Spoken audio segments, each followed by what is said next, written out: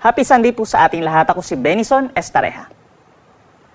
Patuloy pa rin po ang pag-ihip ng malamig na northeast monsoon or amihan sa malaking bahagi po ng Luzon na siya nagdadala rin po ng mahina hanggang katamtamang ulan, lalo na po sa silangang bahagi.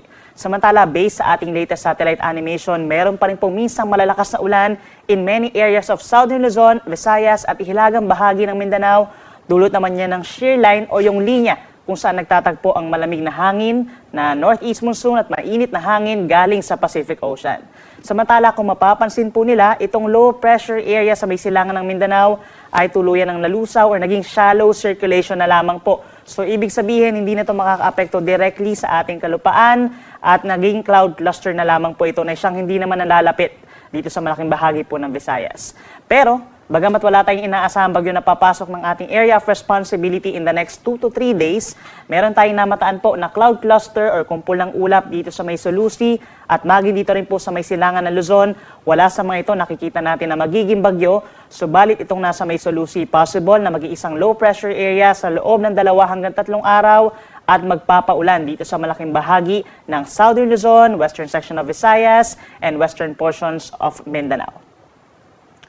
Sa mga susunod na oras, mataas pa rin po ang tsansa ng ulan dito sa Kabisayaan, gayon din sa Catanduanes, Albay, Sorsogon, Masbate, maging dito rin sa Romblon and Palawan, at dito sa Mindanao, sa Caraga Region, and Northern Mindanao dahil po yan sa shear line o yung linya ng banggaan ng malamig at mainit po na hangin. So minsan malalakas ang ulan dyan at mag-ingat pa rin po sa mga posibleng pagbaha, pag-apaw ng mga ilog at pagguho ng lupa. Kaya't lagi din po magantabay sa mga ipapalabas na advisories and heavy rainfall warnings po ng Pag-asa.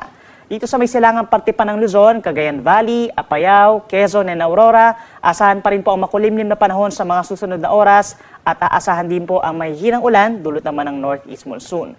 Yung mga hindi natin nabanggit dito sa Luzon, overnight asahan ng bahagyang maulap at minsan maaliwalas naman po na gabi at may tsansa lamang ng saglit na mga pag-ambon habang may mga localized thunderstorms pa tayo dito sa may Bangsamoro Region, Soxargen, and Zamboanga Peninsula overnight. Bukas, araw ng Lunes, November 20, asahan ng mataas pa rin na tsansa ng ulan dito sa may Southern Luzon. Dulot pa rin po yan ng shear line o yung banggaan ng mainit at malamig na hangin. Pinapayuhan natin na magdala ng payong ang ating mga kababayan dito sa Mimaropa, gayon din sa malaking bahagi pa rin po ng Bicol Region, lalo na sa may Sorsogon and Masbate. Mag-ingat pa rin po sa mga baha at pagguho ng lupa. Dito naman sa may silangang parte po ng Luzon, particularly sa may Camarines Provinces, Quezon, Aurora, Cagayan Valley, at dito rin po sa may Apayao and Kalinga, mataas pa rin po ang tsansa na magkakaroon ng mahihinang ulan at makulimlim na panahon dulot po ng northeast monsoon. At dito naman sa natitirang bahagi ng Luzon, kabilang pa rin ang Metro Manila, asahan ng bahagyang maulap hanggang maulap pa rin na kalangitan na may tsansa lamang po ng mga saglit na pag-ambon. Temperature sa Metro Manila posibleng bumaba into 24 to 31 degrees Celsius. Sa ating mga kababayan po sa Visayas, asahan pa rin ang maulang panahon sa loob po ng 24 hours by tomorrow po yan. At meron tayong minsan malalakas na ulan na posible pa rin magdulot ng mga pagbaha at pagguho ng lupa dahil yan sa shear line. Sa ating mga kababayan sa Mindanao, umaga pa lamang patuloy ang mga pag-ulan natin dito sa may Northern Mindanao and Caraga Region. Dahil din yan sa shear line, mag-ingat din po sa mga pagbaha at landslides at lagi magantabay sa mga advisories po ng Pag-asa.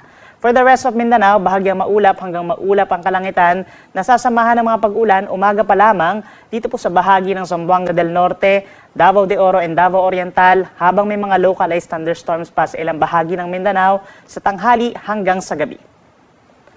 Meron pa rin po tayong gale warning dahil sa northeast monsoon sa Hilaga at silangang baybayin ng Luzon and Visayas. Hanggang 4.5 meters or nasa 1.5 palapag ng gusaling taas ng mga pag-alo ng mararanasan dito po sa Batanes, Cagayan, Ilocos Provinces, pababa ng Isabela, Aurora, sa may Northern Quezon kabilang ang Polillo Islands, Calaguas Islands, Rapu-Rapus Albay, northern and eastern portions of Catanduanes, northern and eastern coast ng Northern Samar, at dito rin po sa eastern coast of Eastern Samar. Delikado ang mga alon na ito sa maliliit na sasakyang pandagat, lalo na sa ating mga kababayan na nangingisda. At sa mga susunod po na araw, dahil mananatiling malakas itong northeast monsoon, asahan pa rin po ang maalong kalagatan, lalo na sa Hilaga at silangang baybayin po ng Luzon.